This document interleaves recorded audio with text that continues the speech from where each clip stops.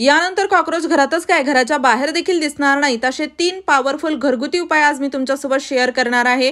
आजकाल प्रत्येक घराची समस्या कॉकरोच बनलेली आहे। दिवसेंदिवस यांची संख्या वाढते, अन्नपदार्थात पडण्याची भीती असते, किळसवाणं वाटतं, भीती वाटते, त्यासोबत खूप जास्त रोगराई देखील हे पसरू शकतात। त्यामुळे घरातून यांना घालवणं खूप गरजेचं आहे। व्हिडिओ शेवटपर्यंत बघा, स्टेप बाय स्टेप फॉलो करा, 100% रिझल्ट मिळेल। जो सोपा वाटेल उपाय त्यानुसार तुम्ही हा प्रॉब्लेम सॉल्व्ह करू शकता, कॉकरोच घरातून घालवू शकता। फक्त डिटेलमध्ये फॉलो करा आणि हो व्हिडिओ आवडल्यास मित्रपरिवारासोबत शेअर करा। तर इथे आपल्याला एक भांडं घ्यायचं आहे, कोणतेही भांडं तुम्ही घेऊ शकता।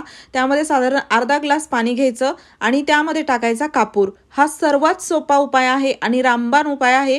तर आता बघा, कापूर मी इथे पावडर करून ठेवलेला आहे तो यामध्ये टाकलेला आहे। छोट्या जर कापूरच्या वड्या असतील तर 2 वड्या यामध्ये टाका आणि आता हे जे पाणी आहे ते आपण 2 वेगवेगळ्या प्रकारे वापरणार आहोत।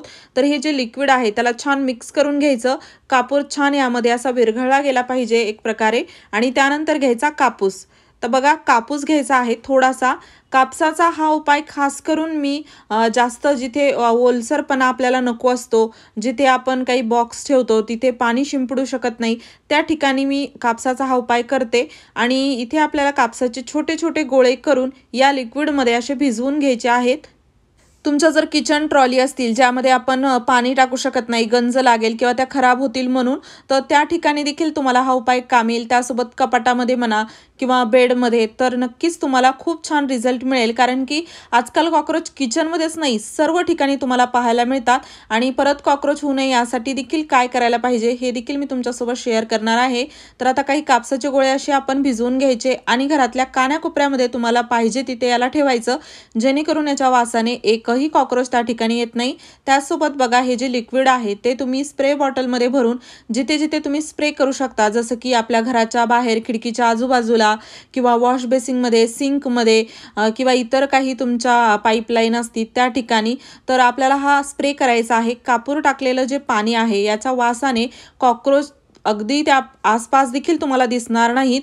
भरपूर ठिकाणी हा स्प्रे मी एकदाच करून ठेवते आणि महिन्यातून 1-2 वेळा याला असं स्प्रे करते, जेणेकरून अजिबात कॉकरोच घरामध्ये होत नाहीत। मलाही अगोदर कॉकरोचचा खूप जास्त त्रास होता, पण या उपायाने मला खूप छान रिझल्ट मिळालेला आहे। आणि त्यानंतर मी अजून एक उपाय तुमच्यासोबत शेअर करत आहे, जो की माझा स्वतःचा अनुभव आहे चांगला। तर इथे आपल्याला घ्यायचं आहे एक भांडं, त्यामध्ये टाकायचं आपल्याला कोणतंही पीठ, जसं की ज्वारीचं, गव्हाचं, मैदा किंवा तांदळाचं पीठ, असं कोणतेही घेऊ शकता तुम्ही। आणि हो, तुम्ही हा व्हिडिओ कोणत्या गावातून किंवा शहरातून बघत आहात ते मला कॉमेंट बॉक्समध्ये नक्की सांगा, जेणेकरून माझा व्हिडिओ कुठे कुठे पोहोचला मला ते कळेल। यानंतर आपल्याला लागणार आहे इथे बोरिक पावडर।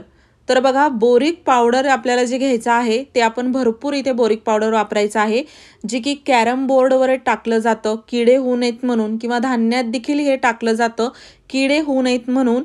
आणि तेच बोरिक पावडर आपल्याला इथे वापरायचं आहे। साधारण जसं आपण 2 चमचे जर इथे पीठ घेतलेलं आहे तर 4-5 चमचे आपल्याला दुप्पट 3 पट इथे आपल्याला बोरिक पावडर वापरायचं आहे।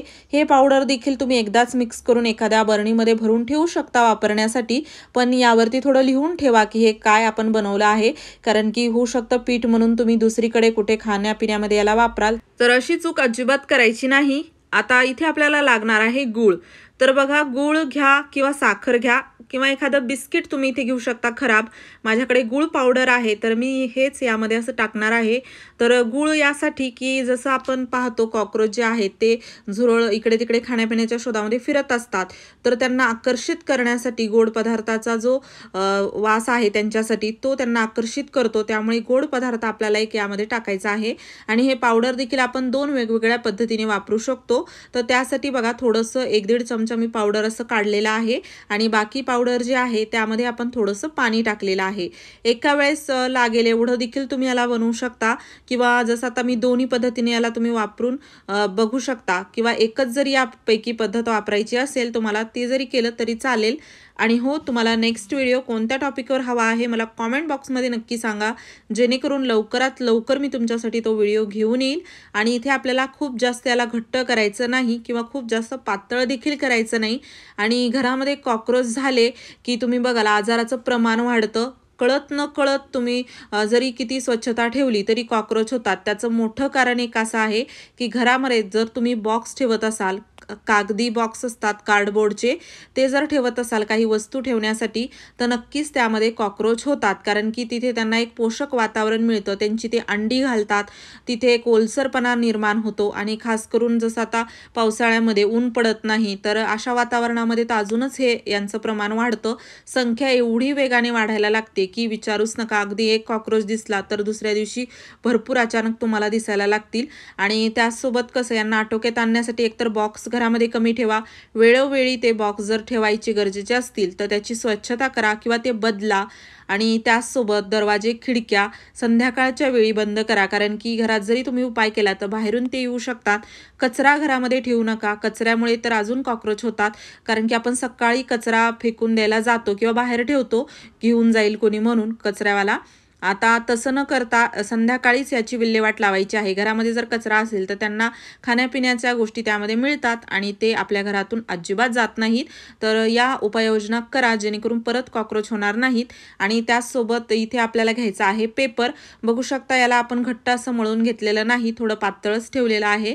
पेपर घ्या, पॉलिथिन घ्या, असं काही तुम्ही घेऊ शकता आणि यावरती थोडी थोडी करत आपल्याला ही कणिक म्हणा, पेस्ट म्हणा, यावरती अशी टाकायची आहे. आणि जिथं तुमचं घर किती मोठं आहे छोटं आहे त्यानुसार तुम्ही याला तयार करू शकता. म्हणजे कसं आपल्या घरातील प्रत्येक कानाकोपरा कव्हर झाला पाहिजे, किंवा तुम्हाला जर वाटत असेल की फक्त किचनमध्येच तुमच्या कॉक्रोच आहेत तर त्या ठिकाणी का होईना पूर्ण जागा अशा कव्हर झाल्या पाहिजेत, असं तुम्ही याला त्या प्रमाणामध्ये तयार करा.